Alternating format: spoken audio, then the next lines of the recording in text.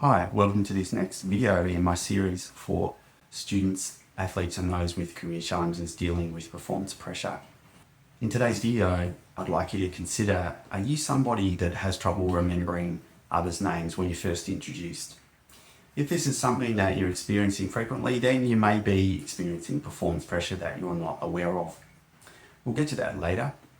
Currently, the purpose of this video is to help you be very clear about what are the signs and symptoms of this developing performance pressure, to be able to recognize them early, and then to be able to respond in a flexible and creative way to address them. So what is performance pressure, or at a more extreme end, performance anxiety?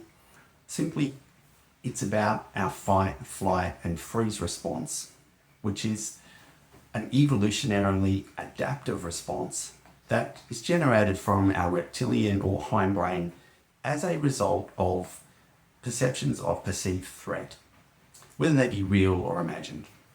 What happens essentially is that your autonomic or your automated nervous system is changed in a way in which you become hyperactivated and in which hormones are released, those being adrenaline, noradrenaline, and cortisol.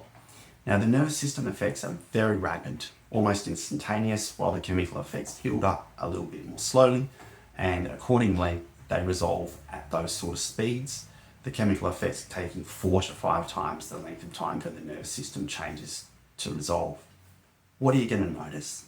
The first thing that you might be aware of, which is very common, is an increase in tension in your upper body, particularly in your neck, shoulders, and face. You might start to notice shaking hands, perhaps tremors even, be worried about people noticing these. Your heart might start to beat more, palpitations, increases in blood pressure. Your breathing can change. You may well be holding your breath, or you may start to hyperventilate a bit at more extreme levels of anxiety. Sweaty palms, dry mouth, so skin changes in blood flow to your bowel, so that you may end up with some stomach cramping and pain, and changes in the processing of food resulting in gastrointestinal disturbance. Critically, there's going to be mental changes as well. So the first thing you might be aware of is that you're becoming hypersensitive or hyper-aroused or energized.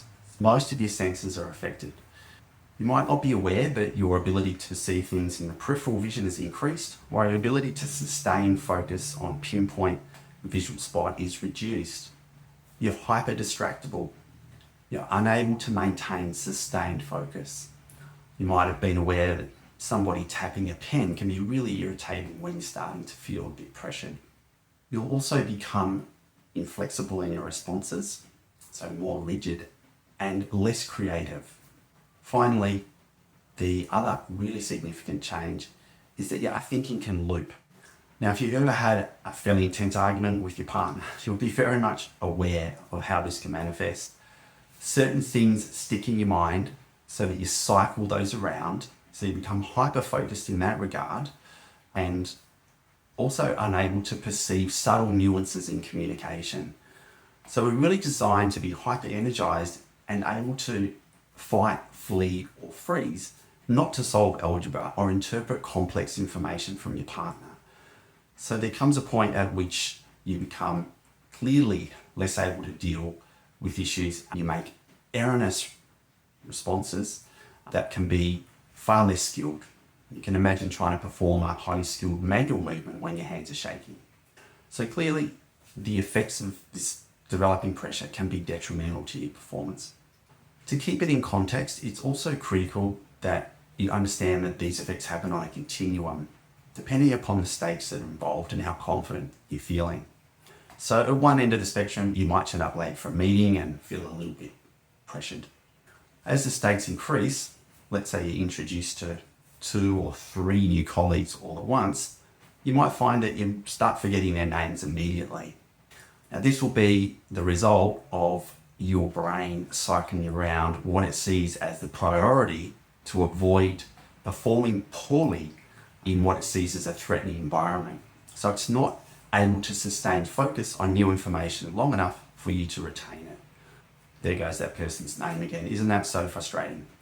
As the pressure increases, of course, it can amp up to the point where you basically have a panic attack or end up freezing, where you become completely overwhelmed and you may even faint. So clearly this is that freeze response where it's designed to keep you less obvious and safe. The important thing to know as well in regards to the longer term effects of performance pressure is if you are chronically pressured, so that being daily, it does manifest in a way which is particularly unhealthy for both your brain and your physical body. Tension, headaches, difficulty sleeping, fatigue, etc. When symptoms become that significant and pervasive, it's worth seeking therapy. It's not the provenance of performance coaching. Finally, I'd like you to be aware that this response, as I mentioned earlier, is evolutionary in nature. So it's been evolving over hundreds and hundreds of thousands of years.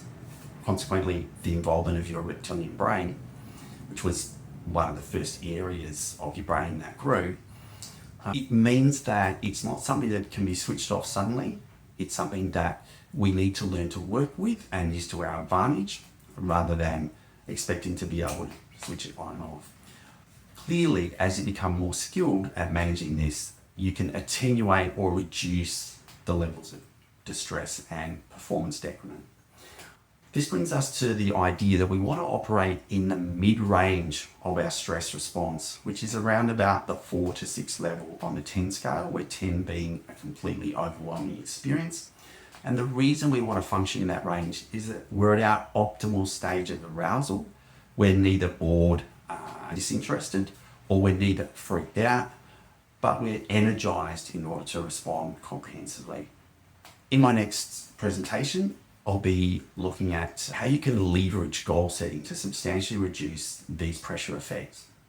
Please feel free to subscribe to the channel or to post a comment underlying this video, and I'll get back to you as soon as possible.